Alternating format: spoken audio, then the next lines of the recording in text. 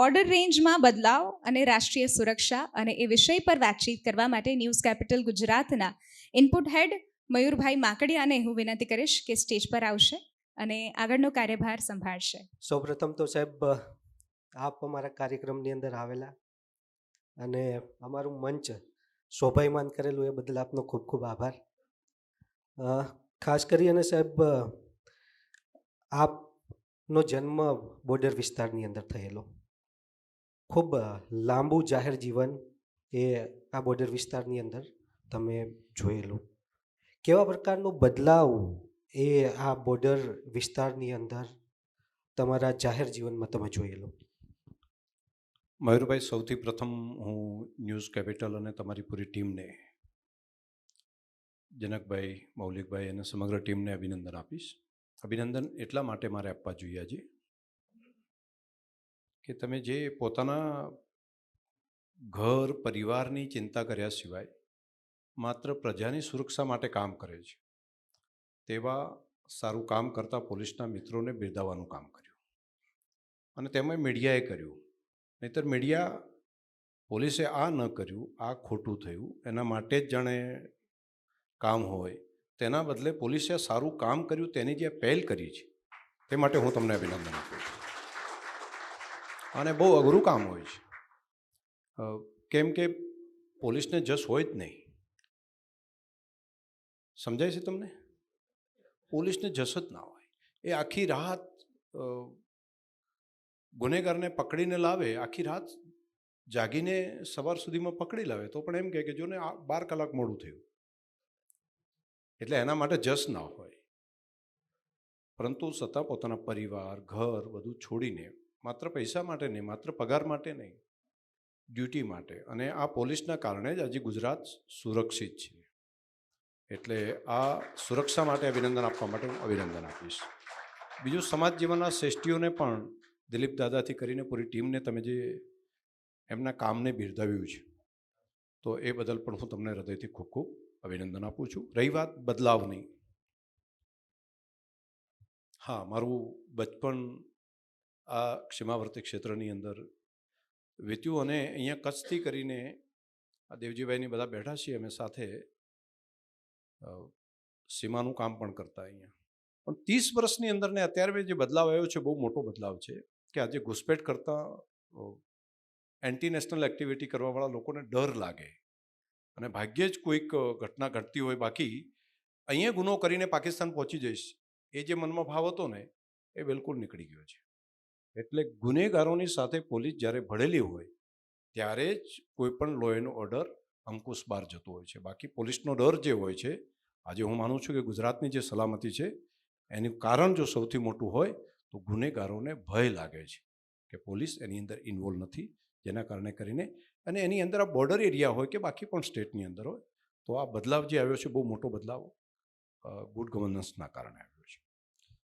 સાહેબ, ખાસ કરી અને આ બોર્ડર રેન્જ જે છે એમના જિલ્લાઓ છે, એની અંદર રાષ્ટ્રીય સુરક્ષાને લઈ અને કેટલા મહત્વપૂર્ણ આ જિલ્લાઓ, આ બોર્ડર એરિયા, અને એમાં કેવા પ્રકારની આપના જાહેર જીવનમાં આપણે કામો જોયેલા? પબ્લિક અવેરનેસનું કામ પેરામિલિટરી ફોર્સિસે પણ ઘણું બધું કર્યું છે. ખાસ કરીને SSB કરીને એક ડિપાર્ટમેન્ટ હતો, અત્યારે આ બોર્ડર ઉપર નથી, બાકી દેશના બીજા બોર્ડર ઉપર છે, અને તેને પબ્લિકને ટ્રેન કરવાનું કામ એ ભારત સરકારની એજન્સીઓ અને સ્ટેટની એજન્સીઓ એમણે ઘણું બધું કર્યું. સદભાગ્ય એ છે કે ગુજરાત સરકાર પણ મોદી સાહેબ હતા ત્યાંથી કરીને અત્યાર સુધીમાં સીમાવર્તી ક્ષેત્ર માટેનું ધ્યાન ખૂબ સારું રહ્યું છે, જેથી પોલીસના અધિકારીઓને પણ આ સરહદી વિસ્તારમાં સારા મૂકવામાં આવે છે અને વધારે સારું કામ કરી શકે. અને પ્રજામાં પણ અવેરનેસ આવ્યો છે કે એન્ટી નેશનલ એક્ટિવિટીવાળો કોઈ પણ વ્યક્તિ હોય, શંકાસ્પદ કોઈ માણસ મળે તો અજાણ્યો માણસ પણ જાણ કરવાની વ્યવસ્થા કરે છે. ગામના સરપંચ હોય, આગેવાન હોય, તે પણ પોલીસ સુધી પહોંચાડવાની વ્યવસ્થા કરે છે. એટલે આ એક ખૂબ સારી બાબત છે અને અવેરનેસ એ જ મને લાગે છે કે રસ્તો છે. વધારે એલર્ટ રહેવું પડશે. ટેકનોલોજીના જમાનામાં પહેલાં વ્યક્તિ જ આવતો અથવા ઊંટ ઉપર આવતા, અથવા પહેલાં, હવે ડ્રોન દ્વારા પણ થઈ શકે અને ન ધારેલી વ્યવસ્થા પણ થઈ શકે. એટલે અહીંયા આગળ એને શેલ્ટર આપવાવાળો, એન્ટી નેશનલ એક્ટિવિટી કરવાવાળા લોકો અહીંયા ન હોય તો પછી બાકીના લોકો હું માનું છું કે પહોંચી શકે એવું ન થાય. એટલે એ કામ સૌથી પહેલું કામ પોલીસ કરી શકે છે. સાહેબ, ખાસ કરીને બીએસએફની વાત કરીએ. બીએસએફ જે આ બોર્ડર ઉપર કામ કરે છે તો અનેક અગવડતાઓ પણ ભૂતકાળમાં હતી. તો એમની સાથે એમને એ અગવડતાઓ દૂર કરવા માટે કેવા પ્રકારની કામગીરીઓ ભૂતકાળની અંદર થયેલી, વર્તમાનમાં પણ થાય છે, અને એ બીએસએફના જવાનો છે એમને સ્થાનિક જે લોકો છે એમની સાથે કોર્ડિનેટ કરવાની અંદર પણ તમારા જેવા જે લીડર્સ છે એમની ખૂબ મહત્વની ભૂમિકાઓ હોય છે. તો એ કેવા પ્રકારની કામગીરી હોય છે? અહીંયા આપણે ત્યાં બીએસએફ છે, સામે પાકિસ્તાન રેન્જર છે. જે આપણે પેરામિલિટરી ફોર્સિસ છે સામેના પક્ષે લગભગ આપણી બોર્ડર ઉપર આ રીતે સામસામે છે. બીએસએફની પાસે જે સુવિધાઓ આજે છે એના 10મા ભાગની પણ સામે નથી. એટલે એક તો આપણું મનોબળ જે છે આપણી પેરામિલિટરી ફોર્સિસનું એ ખૂબ ઊંચું છે. મને ખબર છે આજથી 15 વર્ષ પહેલાં એક વખત ઓચિંતાના મોદી સાહેબ સુઈગામની બોર્ડર ઉપર આવ્યા. હું ત્યાં ધારાસભ્ય તરીકે હતો. મને પણ ફોન આવ્યો એટલે મને કહ્યું કે ત્યાં આવવાનું છે. હું ત્યાં પહોંચ્યો અને છેક 0 પોઈન્ટ સુધી, નો મેન લેન્ડ આવે ને ત્યાં સુધીનો એક ફોટો પણ તમે બધા જોતા હશો કે આ ક્યાંથી પહોંચ્યો. તો ત્યાં સુધી સાહેબ ગયા અને બીએસએફના જવાનોને વાત કરી શું સ્થિતિ છે. એમણે કહ્યું કે અમારે પરિવાર સાથે વાત કરવી હોય તો ટેલિફોન નથી. એમણે તાત્કાલિક એમની સાથે જે અધિકારી હતા એમને કહ્યું ભાઈ આ વ્યવસ્થા તો આપણે કરવી, બીજું શું. બીજી એમણે વાત કરી કે અમારે પાણી જે લાવવું પડે ટેન્કરથી લાવવું પડે છે, પીવાનું પાણી. તો એ જ વખતે એમણે અધિકારીઓને સૂચના આપી હતી કે મને છેલ્લી ચોકી સુધી પાઇપલાઇનથી પાણી પહોંચાડવું. તો બધાએ કહ્યું કે પાઇપલાઇન નાખીએ, પરંતુ એ બાવળના વચ્ચે ઝૂંડ છે તો એની જડ અંદર પહોંચી જાય તો જેથી કરીને પાઇપ ચોકઅપ થઈ જાય છે. એમણે કહ્યું સ્ટીલની પાઇપ નાખો અને સ્ટીલની પાઇપ સાથે બોર્ડર ઉપર છેલ્લી ચોકી સુધી પાણી પહોંચાડવાનું કામ એ વખતે ત્યાં આગળ થયું. અને મારે કહેવું પડે માત્ર ગણતરીના વર્ષોમાં, અને ફોલોઅપ એ રીતે લેવાતું, 15 દિવસે ફોલોઅપ લેવાતું હતું. વેજીટેબલ્સની જરૂરિયાત ત્યાં આગળ, શાકભાજી ક્યાંથી મળે બીએસએફના જવાનોને, તો તાજું શાકભાજી મળવા માટે છેક નજીકના શહેર સુધી જવું પડતું. એમણે કહ્યું કે અહીંયા ગ્રીન હાઉસ બનાવો અને જે આ પાણીનું જે વેસ્ટેજ તમારે જાય ને એમાંથી તમે શાકભાજી બનાવો. તો ગ્રીન હાઉસ બનાવીને બોર્ડર ઉપર વેજીટેબલ્સ બનાવવાનું કામ પણ એ વખતે મોદી સાહેબે ત્યાં ચાલુ કરાવરાયું. અને અમારી ડેરીને, બનાસ ડેરીને ત્યારે કહ્યું હતું કે હવે દૂધ લેવા માટે ત્યાં ના આવે, અહીંયા આગળ દૂધ પહોંચાડવાની વ્યવસ્થા કરો તો એ લોકોને તાત્કાલિક તાજું દૂધ પણ તે પહોંચી શકે. અત્યારે તો બધા હેપી છે, બધા લોકો આવતા હોય છે બીજી બોર્ડર ઉપરથી. જ્યારે બટાલિયન ચેન્જ થઈને અહીંયા આવે છે એમની કંપની, તો એ લોકો ગુજરાતના બહુ વખાણ કરતા હોય છે. પબ્લિક સપોર્ટ પણ એટલો બધો હશે, ફેસિલિટી વાઇઝ પણ ગુજરાતની બોર્ડરો જે છે એની અંદર ઘણું બધું. અને અહીંથી કોઈ નીકળે, આર્મીની ગાડી નીકળે અથવા તો પેરામિલિટરી ફોર્સિસની ગાડી નીકળે કે પોલીસની ગાડી નીકળે તો તમે જોજો વિદ્યાર્થી હશે ને તો સલામ કરતા હોય છે અહીંના સ્ટુડન્ટ. અને એની વર્દીને સલામ કરે છે, એની સુરક્ષાને સલામ કરે છે. એટલે આ સંસ્કારો છેક નીચે સુધી પહોંચ્યા છે. કદાચ ઘણી વખત આપણે નથી દેખાતું, આપણે કહીએ છીએ કે આપણામાં દેશભક્તિ ઓછી છે, બીજું ના. નવી જનરેશનની અંદર પણ નવી દેશભક્તિનો જજ્બો એટલો જ છે. સાહેબ, આ કાર્યક્રમ પહેલાં અમે ચર્ચા કરતા હતા, ધવલભાઈ એવું કીધું કે આર્થિક રીતે આ બોર્ડર એરિયાની અંદર ખૂબ મોટો બદલાવ થયેલો. લોકો જે સ્થળાંતરિત કરી અને જતા હતા એ ફરીથી પરત આવવા માંડેલા છે. તો કેવા પ્રકારનો આર્થિક બદલાવ આ બોર્ડર એરિયાની અંદર જોવા મળેલો તમને? ભાઈ, મેં અહીંથી માઇગ્રેશન થાય એ સતત ચાલ્યા કર્યું ઘણા વર્ષો સુધી.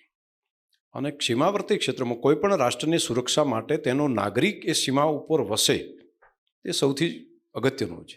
એ કાશ્મીર હોય કે અહીંયા હોય. અને અહીંથી જો માઇગ્રેશન કરીને લોકો નીકળી જાય તો સીમા ખાલી રહેશે. એકલું ફોર્સિસ આ કામ નહીં કરી શકે. એટલે અહીંયા જનસંખ્યા જે છે એમાં રાષ્ટ્રીયતા વધારે પ્રબળ બને, એ બને જરૂરી છે. છેલ્લા 3 દયકાની અંદર હું કહી શકીશ કે બહુ મોટો બદલાવ આવ્યો. રિવર્સ માઇગ્રેશન બહુ થયું. કચ્છની અંદર ભૂકંપ પછી જે પ્રમાણે અહીંયા ઔદ્યોગિકરણ થયું, જેના કારણે કરીને અહીંથી પહેલાં કચ્છમાંથી કમાવા માટે મુંબઈ જતા, કચ્છમાંથી કમાવા માટે બાકીની વિસ્તાર ઉપર જતા. હવે કચ્છમાં બધા કમાવા આવે એવી સ્થિતિ ઊભી થઈ છે. એટલે અહીંયા અર્થતંત્રના કારણે કચ્છનો બદલાવ જે આવ્યો બહુ મોટો આવ્યો. અને અહીંયા જ માત્ર નહીં, નખત્રાણાથી કરી અબડાસા, હું તો ત્યાં છેક ધોળાવીરાથી કરી કાળો ડુંગર હોય કે ધીણોધર હોય, ધીણોધરની સ્પર્ધા ઉપર પર્વત ઉપર ચડ્યો છું 2 વખત જોઈને દોડીને. ખાવડાના ગામડાની અંદર પણ છેક છેલ્લા સુધી અરામીનાળાથી કરીને બધા આખા બેલ્ટની અંદર બાઇક ઉપર પણ ફર્યો છું. પહેલાં ત્યાં આગળ કોઈક ગામોની અંદર, બન્ની વિસ્તારની અંદર તો માત્ર પશુપાલન દેખાય, બાકી કિલોમીટરો સુધી માણસ કોઈ નહોતા. હવે ત્યાં લોકો વ્યવસાય માટે ખાસ કરીને સફેદ રણ, અને સફેદ રણના કારણે તો બહુ આખો વિસ્તારની અંદર બહુ મોટો બદલાવ આવ્યો છે. એટલે સીમા જે પેલી ખાલી હતી ને, એ સીમા અત્યારે માણસોથી, આપણા ભારતના નાગરિકોથી ભરાઈ ગઈ. એવું જ કામ રાપરની જે બોર્ડર છે, ત્યાંથી સાંતલપુર હોય, સાંતલપુરની બોર્ડર હોય, સુઈગામની હોય કે વાવની બોર્ડર હોય, ત્યાં નર્મદાનું પાણી પહોંચાડવાને કારણે જે માઇગ્રેટ કરીને લોકો બહાર ગયા હતા, બધું રિવર્સ માઇગ્રેશન થયું. તમે જનસંખ્યા જોશો તો પણ ધ્યાનમાં આવશે કે છેલ્લા 2 દાયકાની અંદર બહુ મોટો બદલાવ આવ્યો છે. એટલે અહીંયા રોજગારીની તકો ઊભી રહી. અને બનાસકાંઠા અને કચ્છ સહિતના વિસ્તારની અંદર, પાટણ સહિતના વિસ્તારમાં ડેરી ઉદ્યોગ, જેથી મહિલાઓને ઘર આંગણે જ પોતાનો રોજગારી મળતી થઈ. એટલે એગ્રીકલ્ચર, ઇન્ડસ્ટ્રીઝ અને ડેરી ઇન્ડસ્ટ્રીઝ, આ ત્રણેય બહુ મોટો બદલાવ આ સીમાવર્તી ક્ષેત્રની અંદર આવ્યો છે. કદાચ કોઈ સ્ટડી કેસ તરીકે પણ કોઈ અભ્યાસ કરે તો છેલ્લા 3 દાયકાની જે આ ઘટના છે, એ પૂરા દેશની અંદર, દુનિયાના ઇતિહાસમાં પણ સીમાવર્તી ક્ષેત્રની અંદર આ પ્રમાણનો બદલાવ, આ નાનકડી બાબતો હશે પરંતુ બહુ મોટો આવ્યો છે. અત્યારે ઘણા બધા દેશોની અંદર, દાખલા તરીકે અમેરિકા શું કરે છે, તો જે અનડેવલપ દેશ એરિયા છે જેની અંદર સ્ટેટ, ત્યાં ટેક્સીસ બાકીના બધા બેનિફિટ આપીને હવે કામ કરી રહ્યા છે. અહીંયા તો ગુજરાતમાં તો કચ્છની અંદર પહેલાં, આજથી જુઓ ને 2 દાયકા પહેલાં, અહીંયા મોદી સાહેબ હતા, અટલજીની સરકાર હતી, એ વખતે અહીં ટેક્સ બેનિફિટ આપીને એની વ્યવસ્થા કરીને આખા એરિયાને ડેવલપ કરવાનું કામ કર્યું. એટલે આપણે બરાબર રાઈટ ટ્રેક ઉપર છીએ અને આ જ પ્રમાણે આગળ વધતા રહેશું તો ખૂબ સારું પરિણામ આપશે. એટલે રોજગારી બીજું એક પાર્ટ, એક રોજગારીના કારણે કરીને માઇગ્રેશન થતું હતું, બીજું એજ્યુકેશનના કારણે થતું હતું. એટલે એજ્યુકેશન માટેના ઇન્સ્ટિટ્યૂટ પણ ઘણા બધા ચાલ્યા અહીંયા થયા, અને ખાસ કરીને પ્રાઇમરી એજ્યુકેશનમાં સારા શિક્ષકો આવતા થયા. હાઈસ્કૂલ થતી હતી, કોલેજીસ આવી, અહીંયા ઘણા બધી, અહીંયા કચ્છની અંદર યુનિવર્સિટી આવી સ્પેશિયલ. તો આ બધાએ પણ બહુ બદલાવ આવ્યો. નહીંતર અહીં કોઈ પણ કર્મચારી અધિકારીને કચ્છમાં આવવાનું હોય ને, એવું માનતા કે સજા છે. આજે કચ્છની અંદર કોઈ સજા ના માને, કચ્છમાં આવવા માટે પડાપડી હશે. આ બદલાવ બહુ મોટો બદલાવ છે, અને એ એજ્યુકેશનના કારણે પણ થયો છે કે કર્મચારી પોતે અધિકારી આવશે, પરંતુ એનું ફેમિલી, એના બાળકો, એમને પણ લાગે સારી ઇન્સ્ટિટ્યૂટ, અહીંયા મારા બાળકોને અભ્યાસ અહીંયા મળી રહેશે. તો કચ્છ, પાટણ, થરાદ, બનાસકાંઠા, આ બધાની અંદર એજ્યુકેશન અને રોજગાર, આ બંને બહુ મોટો બદલાવ આવ્યો. અને ત્રીજું ગુડ ગવર્નન્સ. સીમાવર્તી ક્ષેત્રની અંદર હું માનું કે રાજુસરા કરીને ગામ હોય વારેની બાજુમાં, અને ત્યાંથી એવું લાગે કે કોઈ અહીંયા ગુનો કરી અને હું પાકિસ્તાન નીકળી જઈશ, એ સપના જોતા, અને એવું કહેતા કે અમારો સંબંધ ત્યાં છે એમ. આજે એ ડર નથી. આજે કોઈને પણ લાગે છે કે ના, આવું નહીં થઈ શકે. તો જે સુરક્ષા જે આપવાનું કામ કર્યું છે, ખાસ કરીને સ્ટેટ ગવર્મેન્ટનો વિલ પાવર સાથેનું કામ, એ કન્ટિન્યુઅસ ચાલ્યું છે. મોદી સાહેબથી કરીને અત્યારે ભૂપેન્દ્રભાઈ અને હર્ષભાઈની સરકાર હોય, તેમણે એ પરંપરાને આગળ વધારી છે. ખાસ કરીને ટુરિઝમની તમે વાત કરેલી, તો સીમાવર્તી ટુરિઝમ જે છે અને એની અંદર નડાબેટ પર આપના માર્ગદર્શનની અંદર જે રીતે ડેવલપમેન્ટ થયેલું, તો આવનારા દિવસોની અંદર આ બધા જે સ્થળો છે એ કેવા પ્રકારે ડેવલપ થશે અને ત્યાંના સ્થાનિક લોકોની રોજગારીમાં કેવો વધારો કરશે? મયુરભાઈ, ટુરિઝમની સર્કિટ જે બની રહી છે એ તેને બંને રીતે તમારે જોવું જોઈએ. ધોળાવીરા હોય, સફેદ ધોળું અહીંનું આપણું સફેદ રણ હોય, ધોળાવીરા હોય, ત્યાંથી નડાબેટ હોય, એ એક સર્કિટ. ત્યાંથી એક મોટું ઝૂ બનાસકાંઠા જિલ્લાની અંદર બની રહ્યું છે, અને ત્યાંથી કરીને ધરોઈનો આખો ડેમ જે ડેવલપ થઈ રહ્યો છે, વડનગર હોય, અંબાજી હોય, તો આખી એક સર્કિટ બનશે. તો અહીંયા આવેલો કોઈ પણ ટુરિસ્ટ હશે તો 3-4 દિવસ સુધી છેક દરિયા સુધીના, માંડવી સુધીનો વિસ્તાર, આખી એક સર્કિટ આખી બનવાની છે. અને આ વિસ્તારની અંદર ટુરિઝમના કારણે પણ બહુ મોટો બદલાવ આવશે. ટુરિઝમ અત્યાર સુધીમાં રાજસ્થાનની અંદર રણ, તેના સિવાય બાકીનો વિચાર બહુ ઓછો હતો, પરંતુ હવે આ બધી સાઇડ ઘણી ડેવલપ થઈ છે. હા, હજુ કેટલાક ઇન્ફ્રાસ્ટ્રક્ચર ત્યાં તૈયાર કરવાના બાકી છે, ખાસ કરીને હોટલ, રિસોર્ટ એ પણ ઇન્ટરનેશનલ કક્ષાના ઊભા કરવા પડશે કે જેથી કરીને જે ટુરિસ્ટ જે અપેક્ષા સાથે આવે છે એ અપેક્ષા ત્યાં આગળ એની પૂરી કરી શકાય. અત્યારે હાલ દેશના ઘણા બધા લોકો આવે છે, પરંતુ ઇન્ટરનેશનલ ડોલર ખર્ચી શકે, યુરો ખર્ચી શકે એવી વ્યવસ્થા અહીંયા થવી જોઈએ. અને લોકો બહારથી જેટલા વધારે ખર્ચ અહીંયા આવીને કરે એટલી આખી ઇકોનોમીમાં બદલાવ આવશે. તો એ લોકોની જે અપેક્ષા છે તે પ્રમાણનું ઘણું અહીંયા થયું છે, પરંતુ હજુ પણ ઘણું ખાસ કરીને લોકોને રહેવા માટેની વ્યવસ્થા છે એ આ સીમાવર્તી ક્ષેત્રમાં ઓર વધારે સારી પ્રાઇવેટ અને ગવર્મેન્ટ બંને તરફથી કરવું પડશે.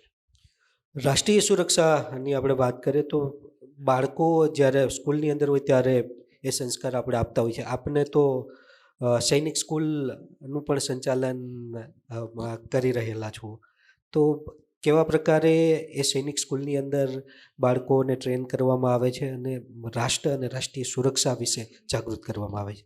સૈનિક સ્કૂલની બે પદ્ધતિ છે. એક ડિફેન્સ મિનિસ્ટ્રી ભારત સરકારની છે, એમને અમે પાલનપુરની અંદર એક સૈનિક સ્કૂલ ચલાવીએ છીએ અને એની ચયન કરવાની પદ્ધતિ નેશનલ કક્ષાથી એનું બોર્ડ અલગ છે અને ડિફેન્સ મિનિસ્ટ્રી કરે છે.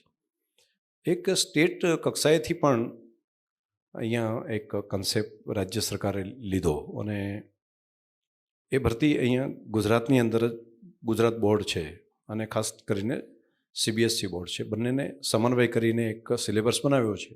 એનું સિલેક્શન અહીંથી જ થાય છે. બધા જેટલા એડમિશન થાય છે બધા NDAની અંદર સિલેક્શન થશે એવું નથી હોતું, પરંતુ NDAને અનુકૂળ બનાવવા માટેનું એન્વાયરમેન્ટ તો બને છે. અને બીજું, NDA માટેની મહેનત કરતો હશે તો દેશના જે રિયલ હીરો છે, એ વોરિયર હોય, બાકી જે હોય એ બધાના જીવન અને બીજું ડિસિપ્લિન, આ એક એજ્યુકેશન સિવાય જીવનનો ભાગ બની જતું હોય છે. અને એક વખત જીવનની અંદર ડિસિપ્લિન આવી જાય તો પછી એ કોઈ પણ ફિલ્ડની અંદર જાય તો એના માટે એ સાર્થક થતો એક સારો નાગરિક બનતો હોય છે. તો સૈનિક સ્કૂલની અંદર જઈને એક ટેલેન્ટ માત્ર મળે છે તેવું નહીં, માત્ર ક્લેવરનેસ આવશે તેવું નહીં, પરંતુ નેશનલિઝમ આવશે, ડિસિપ્લિન આવશે અને એ સૈનિક સ્કૂલના માધ્યમથી બહુ સરસ કામ થાય છે. દેશ માટે ફરિયાદો ઘણા બધા લોકોને હોઈ શકે અને હેવ એન્ડ હેવ નોટ આ બંનેની ગેપ હોય એના કારણે પણ હોઈ શકે, પરંતુ દેશ ઘણું બધું આપી રહ્યો છે. દેશના કારણે હું મારી સુરક્ષા છે, મને દેશના કારણે મને વાત કરવાનો અધિકાર મળ્યો છે, દેશના કારણે હું સારી રીતે જીવી શકું છું, મારી હેલ્થની ચિંતા થાય છે, મારા એજ્યુકેશનની ચિંતા થાય છે, હું સુરક્ષિત છું. એ તો જ્યાં સુરક્ષા નથી ત્યાં જઈને જોઈએ ત્યારે ધ્યાન ઉપર આવે. જે કન્ટ્રીની અંદર જઈને જોઈએ કે લો એન્ડ ઓર્ડર હોય નહીં, જ્યાં આગળ લોકશાહી ના હોય, જ્યાં આગળ અધિકારો ન મળતા હોય, તો ત્યાં જઈને જોઈએ ત્યારે ધ્યાન ઉપર આવે કે આપણને ઘણું બધું દેશ આપી રહ્યો છે, તો હું મારા દેશ માટે શું કરીશ. તો હક અને ફરજ બને સંવિધાને બંને બાબતો એક સિક્કાની બંને બાજુ કહી છે કે તમને અધિકાર મળે છે પરંતુ આ તમારી રિસ્પોન્સિબિલિટી છે, તમને હક મળે છે આ તમારી ફરજ છે. તો હક અને ફરજ બંનેને સૈનિક સ્કૂલથી વધારે સારું કોણ સમજાવી શકે? બાકી તો દરેક નાગરિકને સમજવું જોઈએ કે હું અધિકાર માગું છું તો મારે એક નાગરિક તરીકે, જવાબદાર નાગરિક તરીકે આ મારી ફરજ છે. હું કઈ રીતે વાત કરીશ, મારો વ્યવહાર કઈ રીતે હશે, હું ગંદકી નહીં કરું, હું રોડ ઉપર જઈશ તો બધા નિયમોનું પાલન કરીશ. આ બધું નાગરિકની ફરજ છે. તો એક સારા નાગરિક તૈયાર કરવાનું કામ સ્કૂલોની અંદર પણ થઈ રહ્યું છે, પરંતુ સૈનિક સ્કૂલની અંદર વિશેષ રીતે થઈ રહ્યું છે. સાહેબ, આપ વિધાનસભાના અધ્યક્ષ છો, ત્યાં જ્યારે વિધાનસભાનું સેશન ચાલતું હોય તો બહુ બધા બાળકોને આપ આમંત્રિત કરતા હોય છો, સ્કૂલો અલગ અલગ આવતી હોય છે, ત્યાં વિઝિટ કરાવવાનું મુખ્ય ઉદ્દેશ્ય શું? એક તો આપણે ત્યાં નાગરિક શાસ્ત્ર વિષય આવતો, અમારા ભણવામાં આવ્યો, તમારા ભાગમાં આવ્યો છે કદાચ નાગરિક શાસ્ત્ર કરીને એક પ્રકરણ આવતું. તો નાગરિક શાસ્ત્ર શું કામ ભણાવવાનું નક્કી થયું છે સિલેબસમાં? દરેક નાગરિકને પોતાના કર્તવ્યની ખબર પડે. બીજો એક પ્રતિજ્ઞા આવતી સૌથી પહેલાં, ભારત મારો દેશ છે. તો આ રૂટ્સની અંદર જ એને બ્લડની અંદર વણાઈ જાય. તો સ્કૂલની અંદર જે વ્યવસ્થા હોય બરાબર છે, પરંતુ હું આજે જીવી રહ્યો છું, મારું બજેટ બને છે, મારી કાયદા બનાવવાનું કામ કોણ કરે છે? તો વિધાનસભા અને સંસદ બનાવે છે. તો પ્રજા કલ્યાણ માટેના કાયદા બનાવવાની જે વ્યવસ્થા છે એને નાગરિક તરીકે ખબર તો હોવી જોઈએ. તો વિદ્યાર્થી આવીને અત્યારથી જ એને ધ્યાન ઉપર આવે કે કાયદાની પ્રક્રિયા કઈ રીતે છે, કાયદો બને છે કઈ રીતે, એનો ડ્રાફ્ટ કઈ રીતે થાય છે, તો લેજિસ્લેટિવ ડ્રાફ્ટિંગ કરવા માટેની ટીમ કોણ હોય, એને પછી અમલ કરવા માટેની એની ડિબેટ શું હોઈ શકે, એને પાસ કરવાનો અધિકાર કોને છે. આ બધી બાબતો અત્યારથી પ્રેક્ટિકલ રીતે જો સ્ટુડન્ટ જુએ અને સમજે તો કાયદો તોડવાનું કામ નહીં કરે. એને લાગશે કે આ કાયદો મારા માટે છે, મારી સુરક્ષા માટે છે, મારી રક્ષણ માટે છે. તો હું અત્યારે ખાસ કરીને વિદ્યાર્થીઓ મોટા પ્રમાણમાં અહીં આવે છે. હવે માત્ર વિદ્યાર્થી પૂરતું નહીં, એજેડ લોકોને એમને પણ નિમંત્રણ આપું છું. વિવિધ લોકો પણ બધા આવે, જુએ, સમજે અને એવું લાગવું પડે કે આ સંવિધાનિક સંસ્થાઓ જે છે એ આપણા માટે છે. નહીંતર જો બાકી પ્રક્રિયા ન હોય તો જે ગેપ હોય, જે ખામી હોય એ જ દેખાય. ઘણું બધું સારું થઈ રહ્યું છે અને એ જો ન દેખાય તો પછી હક અને ફરજ બંનેમાં ગેપ પડતો હોય છે. એટલે હું અત્યારે વિદ્યાર્થીઓને ખાસ કરીને નિમંત્રણ એટલા માટે જ આપતો હોઉં છું. નવી જનરેશનને તો તૈયાર કરીએ કે 10 વર્ષ પછી, 20 વર્ષ પછી એમને ખબર પડે કે મારું કર્તવ્ય આ છે અને એ લોકો એક દેશના સારા નાગરિક બનીને જે જગ્યા ઉપર બેઠા હોય ત્યાં સારું કામ કરે. સાહેબ, ખાસ કરીને સહકાર ક્ષેત્રે પણ આપ જોડાયેલા છો. આપની ડેરી તો ખૂબ સારું કામ કરે છે. આ બોર્ડર જિલ્લાઓ છે એની અંદર પર કેપિટા ઇન્કમ તમે ક્યાં સુધી જુઓ છો અને કેવા પ્રકારનું કામ એ માટે થઈ રહેલું છે? નહીં, પર કેપિટલ ઇન્કમ તો જ્યારે 2047ની અંદર આપણે ડેવલપ કન્ટ્રી તરીકે જવું છે તો ક્ષેમાવૃત્તિ ક્ષેત્રનું પણ યોગદાન એટલું જ મોટું રહેવું જોઈએ. કચ્છની અંદર તો કચ્છને ઇન્ડિવિજ્યુઅલ તમે જોશો ને તો ઇન્ડસ્ટ્રીઝના કારણે બહુ મોટો બદલાવ આવ્યો છે અને એને કોઈ ગણત કરે છે કે કેમ ખબર નહીં, પરંતુ એની ઇકોનોમીને આજે પણ ડેવલપ કન્ટ્રી સુધી પહોંચાડી શકાય એટલું બધું રૂપિયો એટલો ફરે છે. એવું જ બનાસકાંઠા અને પાટણ જે જિલ્લા છે ત્યાં ડેરીના માધ્યમથી પણ દર મહિને 1200 કરોડ રૂપિયાની ઇન્કમ આપતો કોઈ વિસ્તાર હોય તો એ બનાસ છે પૂરા વર્લ્ડની અંદર, કે દર મહિને 1200 કરોડ રૂપિયા માત્ર દૂધની આવક મળતી હોય.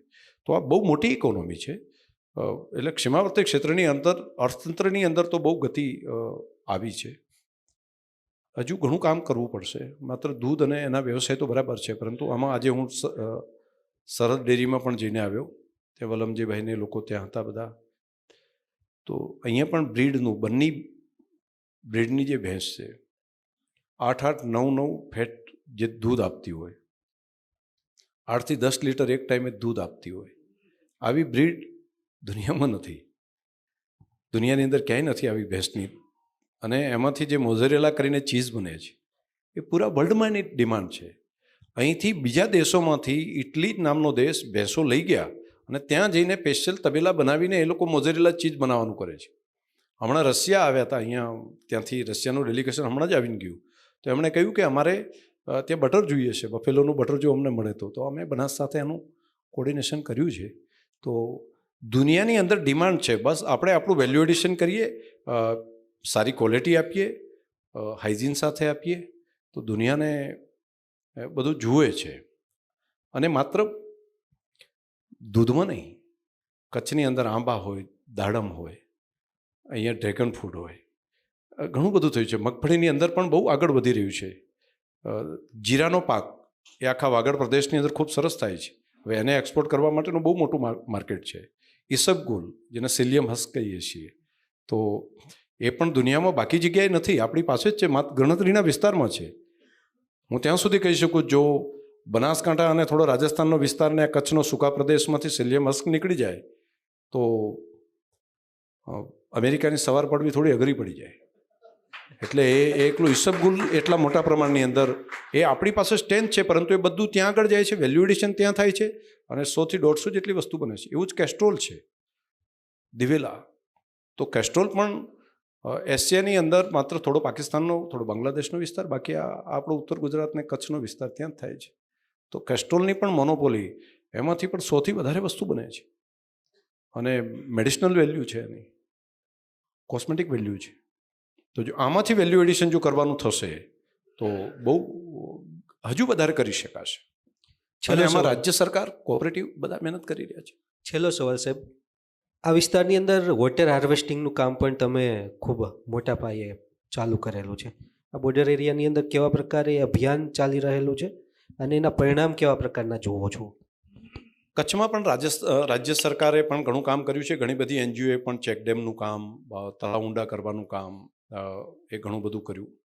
બનાસકાંઠા અને પાટણમાં પણ તળાવ ઊંડા કરવાનું કામ અને વરસાદી પાણીને જમીનમાં ઉતારવાનું કામ, એનું એક મોટું અભિયાન ચાલે છે. બનાસકાંઠાની અંદર તો અમે ડેરી તરીકે પણ હમણાં જ ગયા વીકની અંદર મહામહિમ રાષ્ટ્રપતિશ્રીના હસ્તે સન્માન પણ બનાસ ડેરીને પ્રાપ્ત થયું છે. પૂરા દેશની અંદર આપણા માટે ગૌરવનું કામ છે કે વરસાદી પાણીને જમીનમાં ઉતારવાનું કામ કરી શકાયું.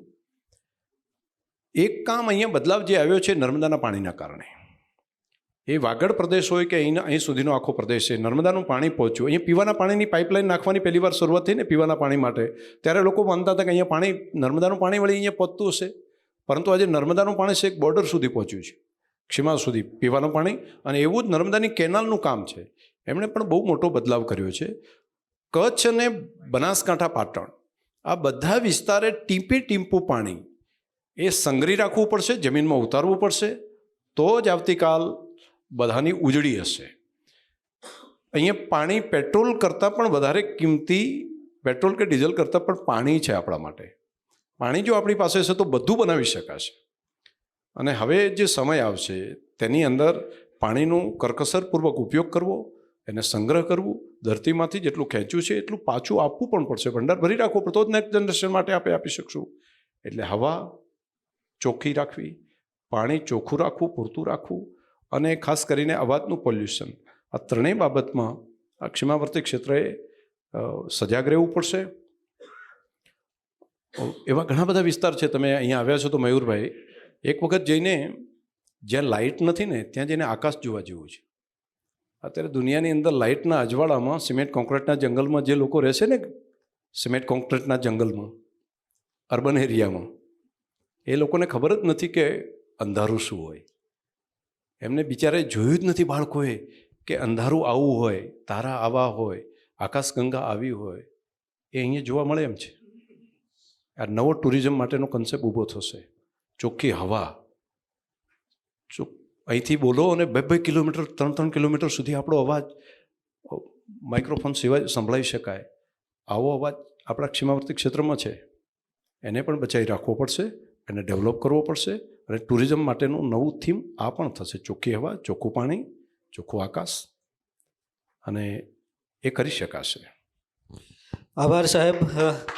તો બોર્ડર રેન્જની અંદર જે રીતે બદલાવ આવેલા અને તેની અંદર ખાસ કરી અને પોલીસની જે કામગીરી છે, સાથે જ બીએસએફ માટે જે પ્રકારની સુવિધાઓ ઊભી કરવામાં આવેલી, એમને પોતાના જે જૂના સ્મરણો છે તે યાદ કરેલા, અને જે ઇકોનોમિકલી ડેવલપમેન્ટ થયેલું અને રાષ્ટ્રીય સુરક્ષાની અંદર જે સ્થાનિક કક્ષાએ જે કામ થઈ રહેલું છે, બાળકો સાથે જે રીતે કામ થઈ રહેલું છે, તો એ તમામ મુદ્દા ઉપર શંકરભાઈ ચૌધરીએ આપણી સાથે વાત કરી. એમનો ખૂબ ખૂબ આભાર.